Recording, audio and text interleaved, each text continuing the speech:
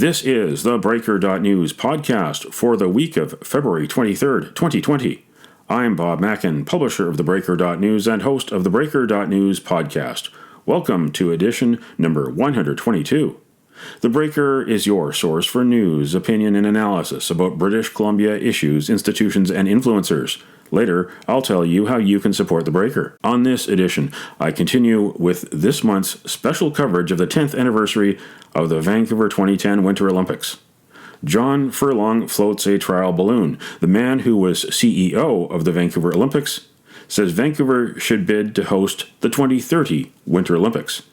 I asked Andy Yan, the director of the Simon Fraser University City program, what he thinks. Plus, mountain biking legend Hans No Way Ray debuts his Trans-Hong Kong documentary at the Vancouver International Mountain Film Festival in North Van.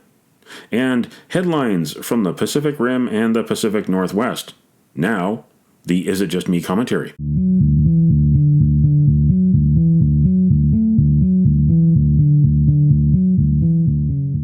Is it just me, or should John Furlong's days playing with taxpayer dollars be over? The former CEO of the Vancouver 2010 Winter Olympics used his podium at a Board of Trade breakfast on February 20th to float a trial balloon. Let's bid for the 2030 Winter Olympics, he says. Furlong wants to celebrate the 20th anniversary of the Vancouver 2010 Games by hosting another Games. He suggested it would help Vancouver build affordable housing and more transit to solve the housing crisis and traffic congestion. Hold on here. Furlong thinks Vancouver needs to host another Olympics in order to solve the problems created by the first Vancouver Olympics. That's absurd. For now, Furlong's idea has no business case behind it, so there is no formal proposal for public funding. When voters in 1988 host Calgary rejected a bid for the 2026 Games, the cost there in 2018 was estimated at $5 billion. We're looking at about the same thing for Vancouver for 2030. Vancouver Mayor Kennedy Stewart has already insisted on a referendum. There was one in 2003 when a majority of people in the city of Vancouver who showed up to vote that day said yes, but citizens around the region would demand a say on a 2030 bid, and such a vote would be held under new campaign finance rules. For instance, Bob Rennie wouldn't be allowed to buy full-page newspaper ads every day for 2 weeks, like he did way back in 2003. So already 2002 host Salt Lake City and 1972 host Sapporo, Japan have expressed interest in bidding for 2030. The IOC is scheduled to pick the 2030 host when it meets in India in 2023. Problem is, Vancouverites will not get a chance until the year 2025 to see the agendas and minutes of VANOC board meetings. They're kept secret, hidden from the public eye at the Vancouver Archives, along with executive payroll and procurement information. Who really profited from Vancouver 2010? Furlong and VANOC thrived on secrecy the first time around, so why should they get another chance to spend billions of dollars before showing us how they performed the first time around? Even though it was backed by taxpayers, VANOC was officially a private company and not subject to the FOI law. After the Games, the Auditor General of British Columbia, John Doyle, decided not to investigate whether taxpayers got value for money or whether there was waste or corruption. Corruption seems to go wherever the Olympics do. VANOC never held a public board meeting and disappeared in 2014, claiming it balanced a $2 billion budget. Another reason why Furlong can't be trusted with taxpayers' money? Well, he didn't tell the truth about his own life in his 2011 published post-Games memoir, Patriot Hearts. He omitted the part of his life about his first visit to Canada in 1969 as a volunteer gym teacher in a northern BC elementary school. That led to a Georgia Strait expose by Laura Robinson in 2012, which included allegations that Furlong had abused some of those students. Furlong has always denied those allegations, but the allegations were never tested in court. A half dozen of his ex-students still accuse the RCMP of bungling the investigation because they're Aboriginal and because Furlong headed the Olympics, which included a $900 million assignment for the RCMP to lead security. Canada's Human Rights Tribunal could hold public hearings on their complaints this year. So, John Furlong wants Vancouverites to open their wallets again for another merry-go-round with a five-ring circus, at a time when there are actually more homeless people in the Lower Mainland than there were athletes at the Olympic Village in Vancouver 2010. What do you think? Email me, bob at theBreaker.news.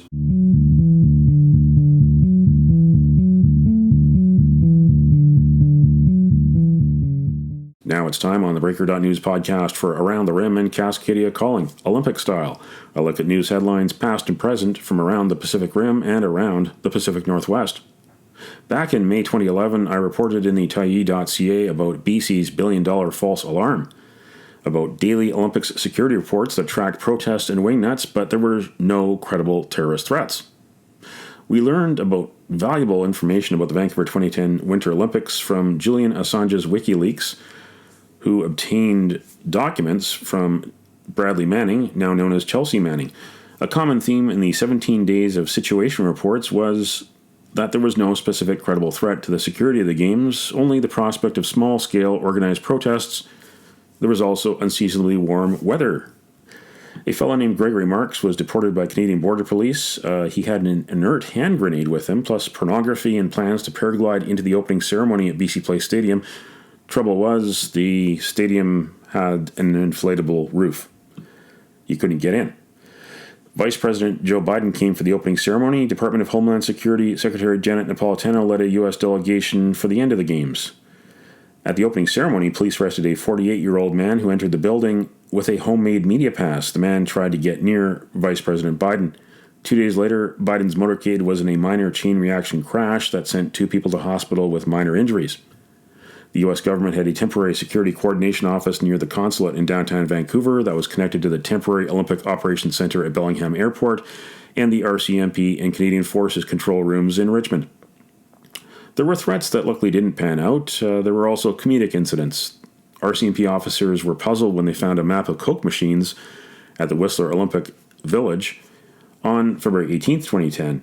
A week later, a U.S. bobsledder was arrested. However, Bill Schuffenhofer's charges of assaulting and threatening his fiancée were later stayed.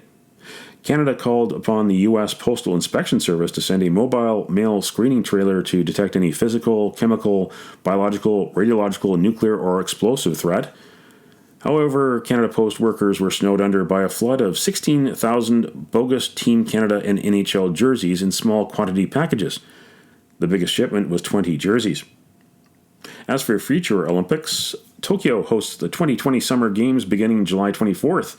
The Japan Times reported that volunteer training was postponed because of the coronavirus outbreak. And organizers there have been at pains to stress there is no question of canceling or postponing Tokyo 2020 despite mounting fears over the potentially deadly virus spreading fast around the globe. There are about 100 cases in Japan with 3 deaths and more than 600 positive cases found aboard a cruise ship moored in Yokohama. The International Olympic Committee has also said there is no need for a contingency plan to postpone, cancel, or move Tokyo 2020, despite new cases of the deadly virus emerging daily in Japan. Nevertheless, sporting events have been affected by the virus in Japan and around the region. The Tokyo Marathon on March 1st has been restricted to athletes who are elites only, while a Paralympics test event for Boccia was scaled down with international athletes asked not to attend. The next Winter Games, they're in Beijing in 2022. Inside the Games.biz reported that key Beijing and IOC officials held a video conference to discuss preparations. Despite coronavirus, they are both confident the Games will not be affected. The first official Beijing 2022 test event, an International Ski Federation Alpine Skiing World Cup, scheduled this month in Yanqing, was cancelled due to the outbreak. Organizers have also had to delay the homologation process at the new National Sliding Center, while the Japanese Olympic Committee called off a planned visit to Beijing 2022 venues. Chinese organizers are scheduled to reveal designs this year for athlete medals, torches, and the torch relay route, along with hiring of a team to create the opening and closing ceremonies. Meanwhile, this week in theBreaker.News, these headlines. Trudeau and co. spent $54,000 to fly west for a Liberal campaign ad shoot last August. This was in collaboration with David Malko of CTV News Vancouver. Justin Trudeau spent $800,000 in flights aboard the Canadian Air Force's Challenger jets from May to August 2019. The last trip, on August 29th and 30th, was built around a Liberal Party campaign ad shoot on Grouse Mountain in North Vancouver, and it cost taxpayers $54,000 to fly Trudeau and his entourage. And NDP slaps 7% tax on soda pop and e-commerce in new budget. NDP Finance Minister Carol James claimed she would balance a $60 billion budget in the next fiscal year. Beginning July 1st, carbonated soft drinks will be subject to the provincial sales tax. E-commerce companies doing more than $10,000 of business in BC will have to register and collect the PST also beginning July 1st. Read these stories and more in theBreaker.news. British Columbia, 2010. You gotta be here. You gotta be here. You gotta be here. You gotta be here. You gotta be here.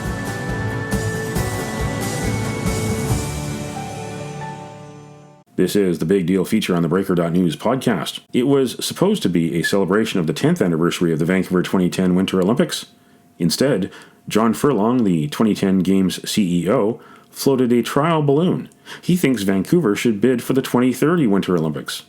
He said so on February 20th at the Fairmont Hotel Vancouver to the Greater Vancouver Board of Trade. These are the challenges of our times: unaffordable housing, not enough housing, people sleeping on the streets, better transportation, huge challenges for us. Governments, even with the very best of intentions, are struggling to solve these problems. Challenges so big that sometimes it feels like we are even in retreat. So much to do. And you know what? Finger pointing is just so darn unbecoming of us. We shouldn't be doing it. It's no one's fault. It's everyone's responsibility, though. Together we can do something. This is the challenge that will require unity and innovation and collaboration and selflessness and new leaders and an attitude of absolutely everybody in. It's on all of us. And Olympic Games, again, could do as it did already once and bring us all together. It could unite our governments, inspire corporate goodwill, and ignite citizen engagement, a non-partisan, all-hands-on-deck focus to go beyond a shining oasis on a hill and become the most livable place on Earth. This is a vision with which I think we could win the Games, a vision we could achieve, it's within our grasp, I believe. A vision powerful enough to inspire us every day and be our coat of armor against the kinds of things, the adversity that will surely come our way, as it always does. We have all the Games venues, all of them. Some are the best in the world. Some are better than the day we built them. Lack of affordable housing, homelessness, traffic congestion. The 2010 Games were supposed to solve these problems. Vancouver Mayor Kennedy Stewart said a bid would need federal and BC government support, plus a referendum. Premier John Horgan had this to say. I certainly take a look at it, but this needs to come from Vancouver. It needs to come from the community. It's not something that we'll be initiating. So how can Vancouverites look forward to 2030 when they don't yet know all the costs of 2010? To discuss this, I welcome Andy Yan, the director of Simon Fraser University's City Program, to the Breaker.news podcast. Andy is an urban planner with degrees in geography and political science. I began asking Andy, about 10 years later, what was the impact of Vancouver and Vancouverites of the 2010 Winter Olympics? Well, it's interesting because I think it's in reflecting what happened over the last 10 years. I think that it goes into, this kind of moment of angst in the city and the region now. I think that the Olympics actually is an interesting kind of measuring point because of the fact that it actually, if you think about it, it actually closed, if you will, Vancouver's Expo years, that from 1986 and to 2010. I think it marked a certain epoch of Vancouver entering this world stage. And from 2010 to the present day, it's right on the world stage. And I think that it has, a mixed legacy. I think that part of it is really fundamentally how there are still things we still don't know about the full disclosure of what happened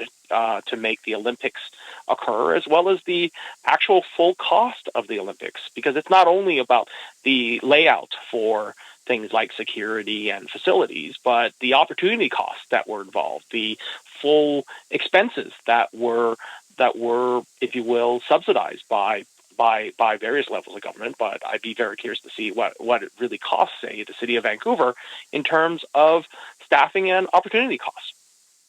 Mm-hmm. So it's actually one that I think, it has to have a careful amount of consideration about really what happened with the 2010 Olympics, because so much of it is still rather ambiguous or opaque compared to really should we or should we not pursue the Olympics for 2030. Mm-hmm. And so, I think in one way, when we think about that legacy, perhaps it's at best to kind of argue that it's mixed.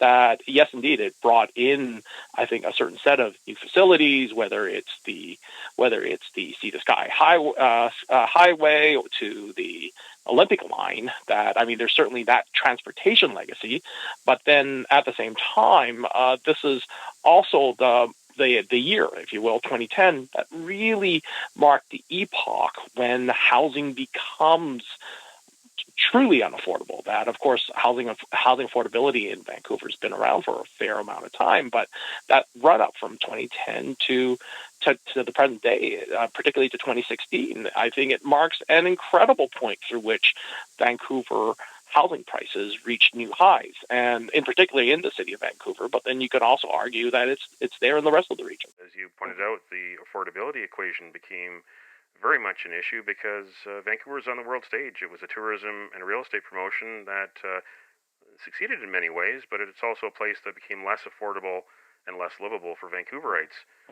Talk about that dichotomy. The Olympics brought in a certain level of excitement, and I mean, you certainly see it within some within the streets of Vancouver. I think one estimate is that this is what Vancouver streets could look like if you had an influx of 100,000 people, 100,000 further people into the downtown core, and had that kind of amazing activity there. But then again, it goes into the question of at what cost, and I think that one of the serious interesting measures on this is actually the levels of homelessness, that really we're at all-time highs when it comes to the homeless population in Vancouver. And it kind of marks the question of not only what is remembered, but who is forgotten. And I think that is one of the rather profound challenges that we are facing in 2020. Vancouver of 2020, I think, is a lot different of, say, Vancouver in 2010, or let's say Vancouver, I think, when was the referendum for the 2010 Olympics? 2003. Then Vancouver 2003. And I think that it's in that mix.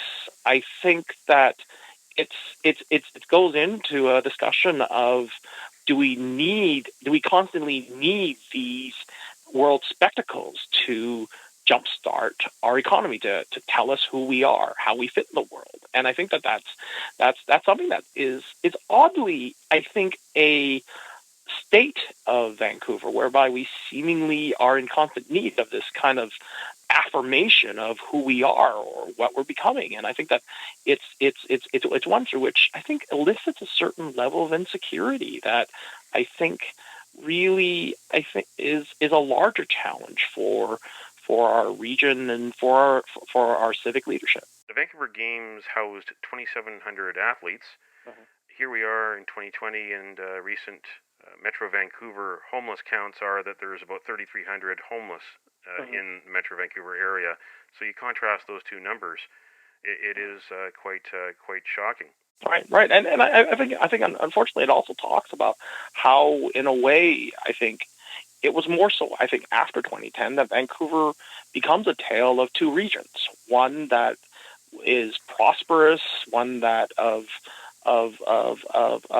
wealth in tremendous abounds, but then at the same time there is this other side of the region that has emerged that really faces new levels of homelessness, challenges around addiction, and I think the ongoing issues around economic development and how many people are either precariously employed or underemployed that really, I think, are masked in terms of the statement that we face really low levels of unemployment. But then I think it's going into actually how the Olympics, I think, really marked, I think, the ongoing challenges of really the unshared prosperity that's occurred in the region. What do you say about this trial balloon, about Vancouver even looking at 2030?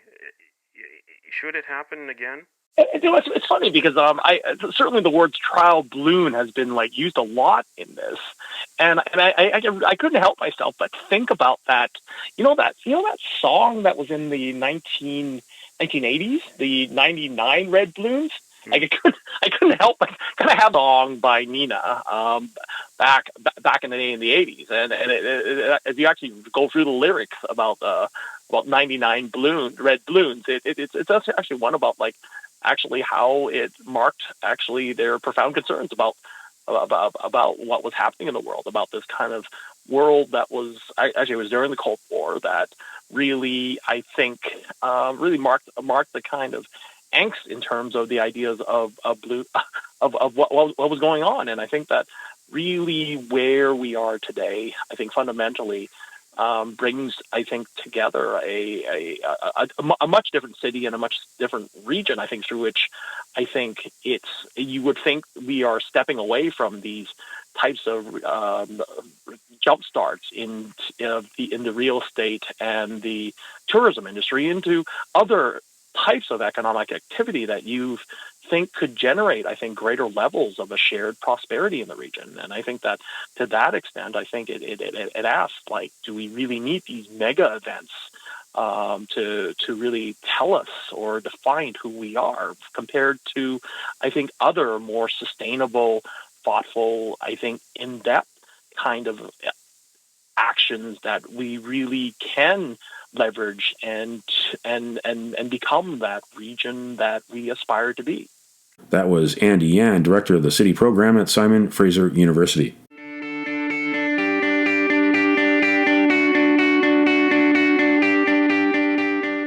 The Vancouver International Mountain Film Festival is on until March 1st. On February 22nd, mountain biking pioneer Hans No Way Ray was at the Centennial Theatre in North Vancouver for the world premiere of his new film. The mountain bike Hall of Famer from Germany now lives in Laguna Beach, California. Since his competitive career ended more than 20 years ago, Ray has traveled the world making mountain biking adventure films. The latest is called Trans Hong Kong Urban Adventure. It captures 5 days riding from the peaks to beaches and through the skyscrapers of Hong Kong. Ray was there at a pivotal moment in Hong Kong history. Ray and his cameraman found themselves amid some of the pro-democracy protests last fall. Well, I just love the contrast between, with that nature and harmony right outside in the city or on the islands, and then you have this urban jungle and these over 7,000 high-rise buildings and skyscrapers. It's pretty impressive, the skyline in Hong Kong, and the traffic and the people, and then mixing in the whole protests, which we really tried to avoid, but we happened to be there at the height of the protest, was quite an interesting element to have, on our ride. And I was really impressed by the quality of purpose-built biking trails they actually had there all over Hong Kong, like surrounding the city. And it also captures history in Hong Kong, as you rode right into streets where there was social unrest, the protests you experienced. Talk about that, a unique kind of incident while you're doing one of your videos that you've done in other cities. Yeah, that's right. We were there at some turbulent times last November, and I've been doing adventure trips for the last 25 years to the remote corners of the world. But lately, I discovered these urban adventures, and I picked these big cities that have incredible nature left and right, and Hong Kong is one of them. And we traverse basically the city from one side to the other, and in the middle we go to the cities. And yeah, the protests were going on, and it was quite wild because you never knew where they would pop up. It wasn't just like one protest on a Saturday afternoon where everybody meets. These protests, they pop up like wildfire, and all of a sudden a neighborhood would turn upside down, and traffic would collapse, and shop windows would be broken, and tear gas would be in the air, and people would be running, and then you walk around the corner and life was normal, and people would just like mind their everyday business. So it was quite interesting. Yeah, you indicate that, this could be a pivotal time for Hong Kong, that it may be more difficult for people to go to Hong Kong in future and enjoy the city as you did, and adventure around the city, that because of the political turbulence there and political changes, it may be less friendly to adventurers. Well, just to people in general, and especially the people living there, I think. But yes, the city goes definitely through a lot of changes, and it might never be the same. That's true. Heavy police everywhere. Heavy police presence, so we're going to try and avoid that section of town.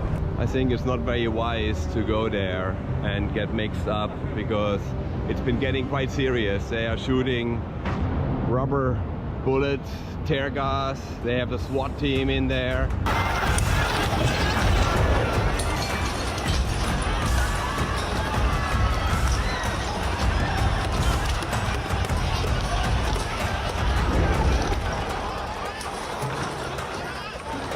There's all kinds of rubbish and litter on the streets. People are running very quickly there. I think we need to get out of here right now. So look, people are running on the sidewalk. Go up the bridge here. Don't go there. Wait. Where? Yeah, that's under the bridge. Yeah, let's not go there.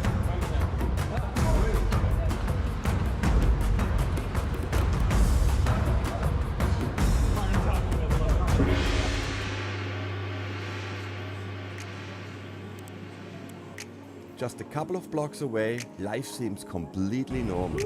People dine, shop and exercise like any other day. We finish our day watching the beautiful Symphony of Lights show on the skyscrapers and indulge in some typical local food. Those were sounds from Trans Hong Kong Adventure, and that was Hans Ray, producer of Trans Hong Kong Adventure. He was in Vancouver for the Vancouver International Mountain Film Festival, which runs until March 1st at various venues.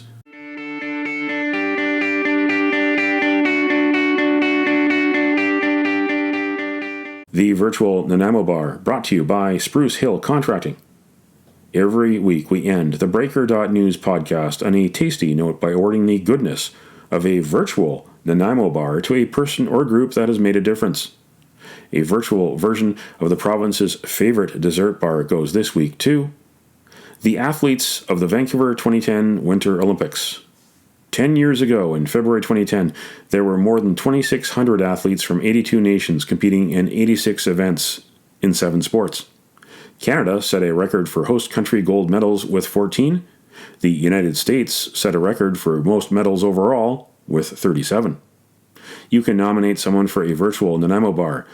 Send me an email to bob@theBreaker.news. Spruce Hill Contracting, custom homes and renovations. Find more information at sprucehill.ca.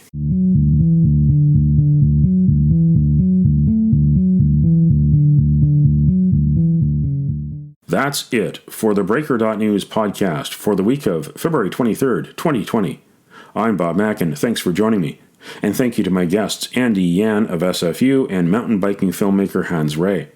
Did you know that on February 23rd in 2010, it was day 12 of the 2010 Winter Olympics in Vancouver? Canada's Ashley McIver won the first women's ski cross gold medal in the Olympics at Cypress Mountain. It was the third of 4 gold medals won by Canadians at the West Vancouver venue, where snow was trucked in from 100 miles away because of spring-like conditions. 10 years later, Cypress Mountain has ideal February conditions. Go visit it. Now you know. Send me your feedback. Send me your story ideas to bob@theBreaker.news. Bookmark theBreaker.news. You can also find us at theBreaker.ca. Sign up for the email newsletter and get updates to your inbox. For news as it happens, follow The Breaker News on Twitter and visit theBreaker.news on Facebook.